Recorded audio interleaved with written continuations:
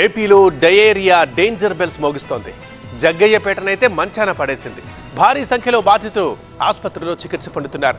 గత 4 రోజుల్లో వందల మంది డయేరియా బారిన పడ్డారు. 2 చనిపోయారు కూడా. కొందరి పరిస్థితి విషమంగా ఉంది. బాధిత ప్రాంతాల్లో అధికారులు యుద్ధ ప్రాతిపదికన రక్షిత తాగునీటి సరఫరాకు చర్యలు చేపట్టారు. జగ్గయ్యపేటలో డయేరియా టెన్షన్ కంటిన్యూ అవుతోంది. 8 గ్రామాల్లో బాధితులు అంతకంతకు పెరిగిపోతున్నారు. షేర్ మహమ్మద్పేట, చిల్లకల్లు, మక్కపేట, వత్సవాయి, అనుమంచిపల్లి, బుధవాడ, గండ్రాయి, దేచుపాలెం గ్రామాలతో పాటు జగ్గయ్యపేట పట్టణంలోని మోడల్ కాలనీ, సీతారాంపురం ప్రాంతాల్లో అతిసార ప్రబలింది. వందల మంది అనారోగ్యంతో ఆసుపత్రి పాలయ్యారు. జగ్గయ్యపేట ప్రభుత్వాసుపత్రిలో 16 మంది వైద్యులు 24 గంటల పాటు వైద్య సేవలు అందిస్తున్నారు. దీంతో జగ్గయ్యపేటలో 2 రోజుల పాటు చికెన్, మటన్, చేపల అమ్మకంపై నిషేధం విధించారు. డయేరియా బారిన పడ్డవారిలో ఎక్కువ మంది పిల్లలే ఉన్నారు. వాంతులు, విరేచనాలతో బాధపడుతూ జగ్గయ్యపేట ప్రభుత్వాసుపత్రిలో చికిత్స పొందుతోన్న రోగులను ఏపీ ఆరోగ్య శాఖ మంత్రి సత్యకుమార్ పరామర్శించారు.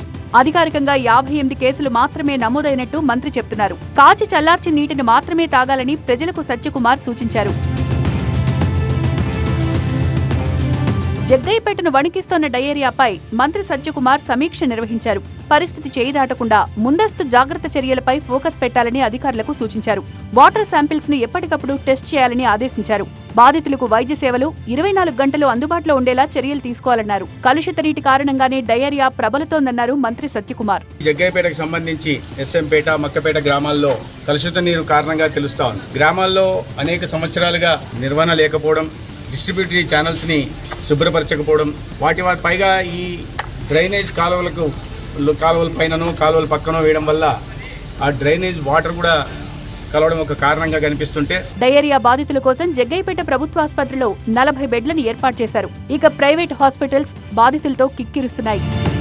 షేర్ మహమ్మద్పేటలో మంచినీటి చెరువు మురికి కాలువలా మారిపోయింది. Jaggayyapeta head water works pipeline లీకులతో వీక్ అయిపోయింది. దీంతో drainage water main pipeline లో చేరి అది తాగునీటితో కలిసి ప్రజలకు సరఫరా కావడంతో వాళ్లు డయేరియా బారిన పడ్డారు.